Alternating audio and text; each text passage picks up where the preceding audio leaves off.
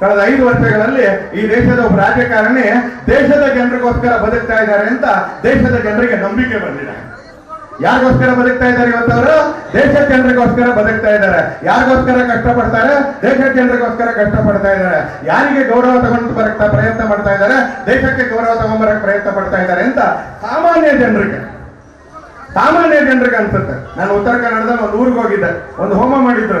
ಆ ಹೋಮದ ಪ್ರಸಾದ ತಗೊಳಕ್ಕೆ ಅಂತ ಹೋಗಿದ್ದೆ. ಪ್ರಸಾದ ತಗೊಂಡ್ಮೇಲೆ ಕೇಳಿದೆ ನಾನು, ಯಾಕೆ ಮಾಡ್ತಾ ಇದ್ದೀನಿ ಪೂಜೆ ಅಂತ. ಅವ್ರು ಹೇಳಿದ್ರು, ಆಯುಷ್ಮಾನ್ ಭವ ಅಂತ ಹೋಮ ಮಾಡ್ತಾ ಇದ್ದೀವಿ ಅಂತ. ಏನ್ ಆಯುಷ್ಮಾನ್ ಭವ ಅಂದ್ರೆ ಏನು?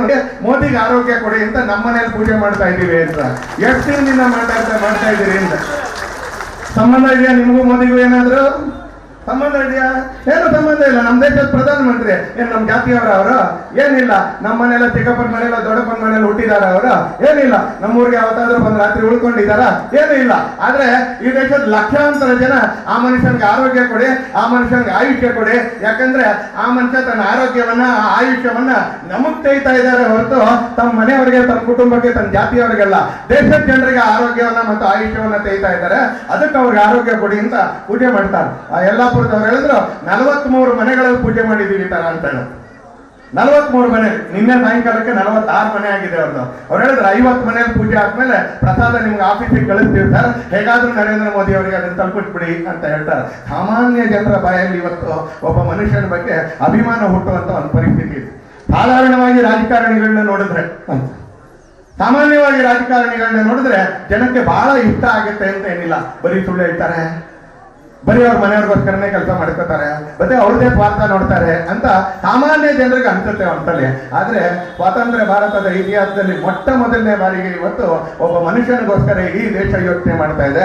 ಒಬ್ಬ ಮನುಷ್ಯನಿಗೆ ಒಳ್ಳೇದಾಗ್ಬೇಕು ಅಂತ ಇಡೀ ದೇಶ ಯೋಚನೆ ಮಾಡ್ತಾ ಇದೆ. ಒಬ್ಬ ಮನುಷ್ಯ ಗೆಲ್ಲಬೇಕು ಅಂತ ಇಡೀ ದೇಶ ಯೋಚನೆ ಮಾಡ್ತಾ ಇದೆ. ಆ ಮನುಷ್ಯನ ಹೆಸರೇನು?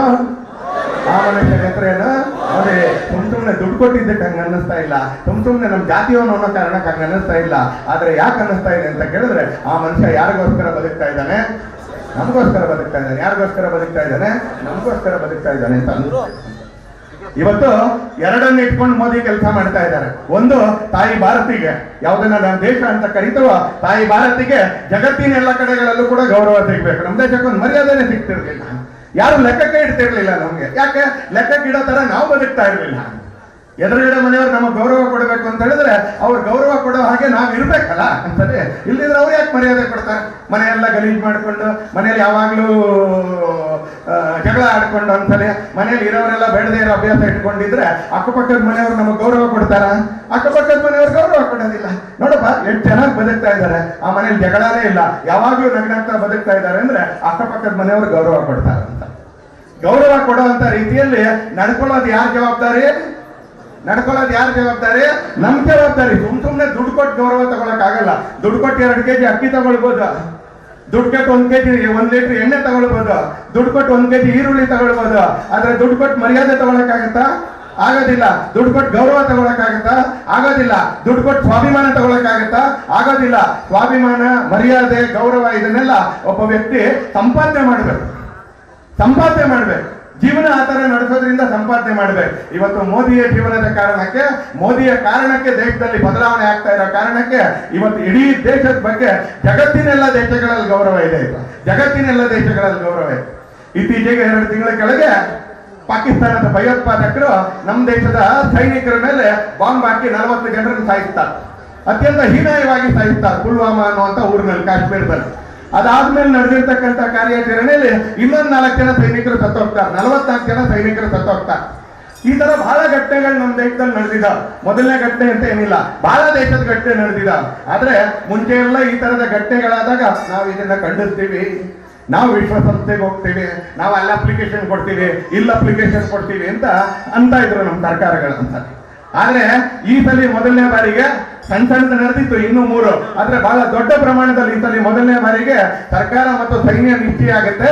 ಇದೇ ತರ ಬಿಟ್ರೆ ಪಾಕಿಸ್ತಾನದವ್ರು ತಲೆ ಮೇಲೆ ಬಂದು ಕೂತ್ಕೊಳ್ತಾರೆ, ಈಗ ಬಂದು ಪಕ್ಕದಲ್ಲಿ ಕೂತ್ಕೊಳ್ತಾ ಇದ್ದಾರೆ. ಇದೇ ತರ ಬಿಟ್ರೆ ತಲೆ ಮೇಲೆ ಬಂದು ಕೂತ್ಕೊಳ್ತಾರೆ ಅಂತ ಸರ್ಕಾರನೂ ನಿಶ್ಚಯ ಮಾಡುತ್ತೆ, ಸೈನ್ಯ ಕೂಡ ನಿಶ್ಚಯ ಮಾಡುತ್ತೆ. ನಮ್ಮ ದೇಶದ ಸೈನ್ಯಕ್ಕೆ ಅಪಾರವಾಗಿರ್ತಕ್ಕಂಥ ತಾಕತ್ತಿದೆ.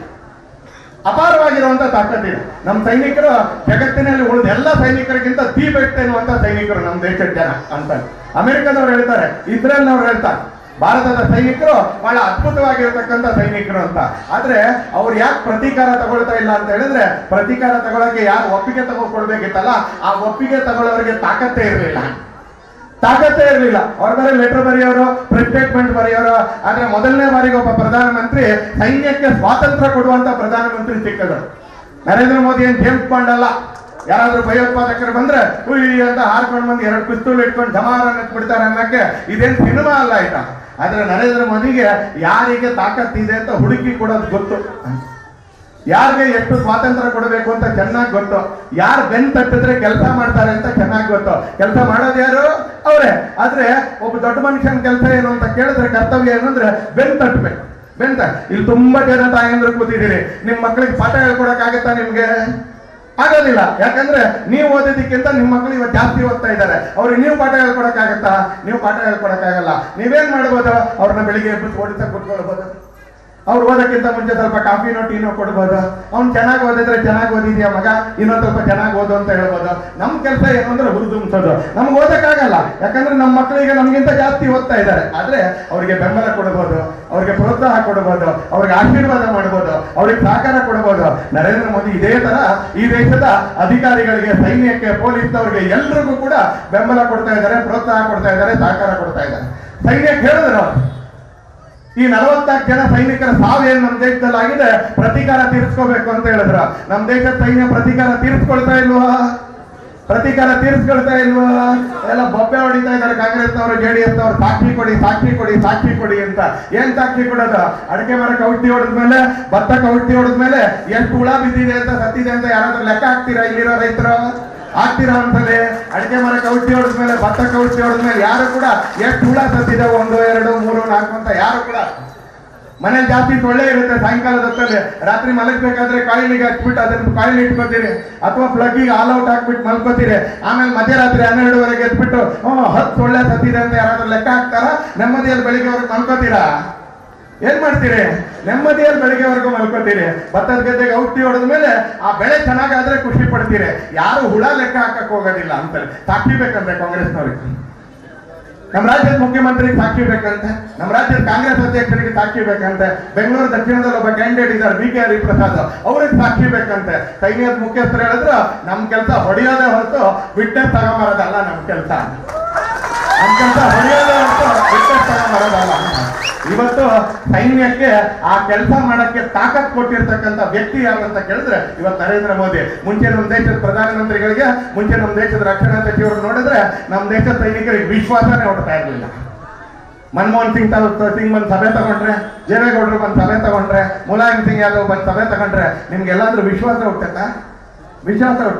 ನಿನ್ನೆ ಹೇಳ್ತಾ ಇರೋರು ಉಡುಪಿಯಲ್ಲಿ, ಆ ಮೋದಿನ ಎದುರ್ಸಕ್ಕೆ ನಾನೇ ಸಾಕು ಅಂತ. ಆ ಹೇಳ್ತಾ ಇರೋದನ್ನ ನೋಡ್ಬಿಟ್ರೆ ನಮ್ಗೆ ಅನುಕಂಪ ಹುಟ್ಟುತ್ತೆ. ಯಾಕಪ್ಪ ಮೋದಿ ಅವ್ರಿಗೆ ತಗೊಳ್ಕೊತೀಯ? ಆ ಏರಿಯಾದ ಕ್ಯಾಂಡಿಡೇಟ್ ತಗೊಳ್ಕೊ, ಸ್ವಲ್ಪ ಸಹಾನುಭೂತಿ ಆದ್ರೂ ಸಿಗುತ್ತೆ. ಮೋದಿಗೆ ಯಾಕೆ ತಗೊಳ್ತೀಯ? ಯಾಕಂದ್ರೆ ಮೋದಿ ಈ ದೇಶದ ಪ್ರತಿಯೊಬ್ಬರು ವಿಶ್ವಾಸ ತಗೊಂಡಿದ್ದಾರೆ ಅಂತ. ಇವತ್ತು ಸೈನಿಕರು ತಲೆ ಎತ್ತಿ ತಿರುಗ್ತಾ ಇದ್ದಾರೆ. ಈ ದೇಶದಲ್ಲಿ ತಲೆ ಎತ್ತಿ ತಿರುಗ್ತಾರೆ. ಪಾಕಿಸ್ತಾನದ ಒಳಗಡೆ ಹೋಗಿ ನಮ್ಮ ಸೈನಿಕರು ಬಾಂಬ್ ಹಾಕಲ್ಲ. ಇಲ್ಲೆಲ್ಲ ಅಲ್ಲ, ನಮ್ಮೂರ್ ಕಡೆ ಕೆಲವರು ಹೇಳ್ತಾರೆ ಒಂದ್ಸಲಿ, ನಾವು ಸ್ಕೂಲ್ ಹೋಗ್ತಾ ಇರ್ಬೇಕಾದ್ರೆ ಜಗಳ ಅಂದ್ರೆ ಸರಿಯಾಗಿರ್ಬೇಕು, ಕೋಳಿ ಜಗಳ ಮಾಡಬಾರ್ದು ಅಂತ ಹೇಳ್ತಾರೆ ಒಂದ್ಸಲಿ. ಆ ಕೋಳಿ ಜಗಳದಲ್ಲಿ ಏನು ತೀರ್ಮಾನನೇ ಆಗಲ್ಲ, ಬರೀ ಅಂತದೇ ಕೋಳಿ ಜಗಳ ಮಾಡ್ತಾ ಇದ್ರು ಅಂತ. ಆದ್ರೆ ಮೊದಲನೇ ಬಾರಿಗೆ ನಮ್ಮ ದೇಶದ ಪ್ರಧಾನಮಂತ್ರಿಗಳು ಸೈನ್ಯಕ್ಕೆ ಒಂದು ಸ್ವಾತಂತ್ರ್ಯ ಕೊಡ್ತಾರೆ. 44 ಜನ ನಮ್ಮ ಸೈನಿಕರು ಸತ್ತಿದ್ದಾರೆ. ಇದು ಇನ್ನೊಂದ್ಸಲಿ ಪಾಕಿಸ್ತಾನ ಈ ತರದ ಸಾಹಸ ಮಾಡಬಾರ್ದು, ಆ ತರ ದಾಳಿ ಮಾಡಿ ಅಂತ ಹೇಳ್ತಾರೆ. ಪಾಕಿಸ್ತಾನದ ಒಳಗೆ ನುಗ್ಗಿ ನಮ್ಮ ವಿಮಾನ ದಳದವರು, ನಮ್ಮ ಏರ್ಫೋರ್ಸ್ನವರು ಪಾಕಿಸ್ತಾನದ ಒಳಗೆ ನುಗ್ಗಿ ದಾಳಿ ಮಾಡ್ತಾರೆ. ನಿಮ್ಗೆಲ್ರಿಗೂ ಖುಷಿ ಆಗುತ್ತೆ ಇಲ್ಲಿರುವಂತ ಹೆಣ್ಮಕ್ಳಿಗೆಲ್ಲ. ಆ 9 ವಿಮಾನದಲ್ಲಿ 1 ವಿಮಾನವನ್ನ ನಡೆಸ್ತಾ ಇದ್ದ ಪೈಲಟ್ ಒಬ್ಬ ಹೆಣ್ಣು ಮಗಳಾಕೆ. 1 ವಿಮಾನವನ್ನ ನಡೆಸ್ತಾ ಇದ್ದಂತ ಪೈಲಟ್ ಒಬ್ಬ ಹೆಣ್ಮಗಳು. ಇವತ್ತು ನರೇಂದ್ರ ಮೋದಿ ಹೆಣ್ಣು ಮಕ್ಕಳಿಗೆ ಏನ್ ತಾಕತ್ತಿದೆ ಅಂತ ಗುರುತಿಸಿ ಅದನ್ನು ಕೂಡ ಮಾಡ್ಲಿಕ್ಕೆ ಸ್ವಾತಂತ್ರ್ಯ ಕೊಡ್ತಾ ಇದ್ದಾರೆ. ಅವ್ರು ಮಾಡ್ತಾ ಇಲ್ಲ, ನಾನು ಹೇಳೋದಿಲ್ಲ, ಅವ್ರು ಮಾಡ್ತಾ ಇದ್ದಾರೆ. ನರೇಂದ್ರ ಮೋದಿ ಹೋಗ್ಬಿಟ್ಟು ಇದು ಏರೋಪ್ಲೇನ್ ನಡೆಸಿದ್ರ ಅಂತ ಕೇಳಿದ್ರು. ನಾವ್ ಹೇಳಿದ್ವಿ ನರೇಂದ್ರ ಮೋದಿ ಹೋಗಿ ಏರೋಪ್ಲೇನ್ ನಡೆಸಿಲ್ಲ. ನಾವ್ ಹೇಳಿದೀವ ನರೇಂದ್ರ ಮೋದಿ ಹೋಗಿ ಏರೋಪ್ಲೇನ್ ನಡೆಸಿದ್ದು ಇಲ್ಲ. ಆದ್ರೆ ಆ ಏರೋಪ್ಲೇನ್ ನಡೆಸಬೇಕು ಅಂತಾದ್ರೆ, ಆ ದಾಳಿ ಮಾಡಬೇಕು ಅಂದ್ರೆ ಒಂದು ಫೈಲಿಗೆ ಸೈನ್ ಹಾಕ್ಬೇಕಲ್ಲ. ಆ ಸೈನ್ ಹಾಕೋದು ಯಾರು? ಆ ಫೈಲಿಗೆ ಸೈನ್ ಹಾಕೋದು ಯಾರು? ಅದು ಮೋದಿ ಅಂತಲೇ. ಮುಂಚೆ ಮನಮೋಹನ್ ಸಿಂಗ್ ಹತ್ರನೂ ಇಂಥದೇ ಫೈಲ್ಗಳು ಹೋಗ್ತಿತ್ತ. ಮುಂಚೆ ದೇವೇಗೌಡರ ಹತ್ರನೂ ಇಂಥದೇ ಫೈಲ್ ಹೋಗ್ತಿತ್ತು, ಮುಂಚೆ ಐ ಕೆ ಗುಜರಾಲ್ ಹತ್ರನೂ ಇಂಥದೇ ಫೈಲ್ ಹೋಗ್ತಿತ್ತು, ಇವರೆಲ್ಲರ ಹತ್ರನೂ ಇಂಥದೇ ಫೈಲ್ಗಳು ಹೋಗ್ತಿತ್ತು. ಆದ್ರೆ ಯಾರು ಸೈನ್ ಆಗ್ತಾ ಇರಲಿಲ್ಲ. ಆದ್ರೆ ನರೇಂದ್ರ ಮೋದಿ ಹತ್ರ ಇಂಥ ಫೈಲ್ಗಳು ಹೋದ್ರೆ ಅವ್ರು ಸೈನ್ ಹಾಕ್ತಾರೆ. ಯಾಕಂದ್ರೆ ಕೆಲವು ಫೈಲ್ಗಳಿಗೆ ಸೈನ್ ಹಾಕಕ್ಕೆ ಬರೇ ಪೆನ್ನಲ್ಲಿ ಇಂಕ್ ಇದ್ರೆ ಸಾಲದಿಲ್ಲ, ಒಂದ್ ಸ್ವಲ್ಪ ಗುಂಡಿಗೆಲ್ಲ ಒಂದ್ ಸ್ವಲ್ಪ ದಮ್ಮು ಕೂಡ ಇರ್ಬೇಕು. ಗುಂಡಿಗೆಲ್ಲ ಒಂದ್ ಸ್ವಲ್ಪ ದಮ್ಮು ಕೂಡ ಇರ್ಬೇಕು. ಇಲ್ಲೆಲ್ಲ ರಸ್ತೆ ಮಾಡೋ ಫೈಲಿಗೆ ಸೈನ್ ಹಾಕಕ್ಕೆ ಪೆನ್ನಲ್ಲಿ ಏನಿದ್ರೆ ಸಾಕು, ಪೆನ್ನಲ್ಲಿ ಏನಿದ್ರೆ ಸಾಕು, ಅದ್ರಲ್ಲಿ ಹಿಂಗಿದ್ರೆ ಸಾಕು. ಊರಲ್ಲಿ ಒಂದು ಮೋರಿ ಕಟ್ಟಿಸ್ಬೇಕು, ಅದಕ್ಕೆ ಫೈಲಿಗೆ ಸೈನ್ ಹಾಕ್ಬೇಕು, ಪೆನ್ನಲ್ಲಿ ಏನಿದ್ರೆ ಸಾಕು.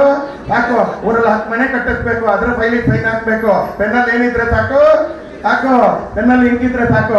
ಆದ್ರೆ ನಮ್ ದೇಶದ ಸೈನ್ಯ ಪಾಕಿಸ್ತಾನದ ಮೇಲೆ ದಾಳಿ ಮಾಡ್ಬೇಕು ಅನ್ನುವಂತ ಫೈಲಿಗೆ ಸೈನ್ ಹಾಕ್ಬೇಕು ಅಂತಾದ್ರೆ ನಮ್ ದೇಶದ ಕ್ಷಿಪಣಿಗಳು 300 ಕಿಲೋಮೀಟರ್ ದೂರದಲ್ಲಿ ಇರ್ತಕ್ಕಂಥ ಉಪಗ್ರಹವನ್ನ ನಾಶ ಮಾಡುವಂತ ಫೈಲಿಗೆ ಸೈನ್ ಹಾಕ್ಬೇಕು ಅಂದ್ರೆ ಬಂಧುಗಳೇ, ಪೆನ್ನಲ್ಲಿ ಬರೀ ಹಿಂಗಿದ್ರೆ ಸಾಲದಿಲ್ಲ, ಸ್ವಲ್ಪ ಗುಂಡಿಗೆಲ್ಲ ಒಂದ್ ಸ್ವಲ್ಪ ದಮ್ ಕೂಡ ಇರಬೇಕು. ಆ ದಮ್ ಇರುವಂತವ್ರು ಇವತ್ತು ನಿಮ್ಮೆಲ್ಲರ ಆಶೀರ್ವಾದದ ಕಾರಣಕ್ಕೆ ದೇಶದಲ್ಲಿದ್ದಾರೆ.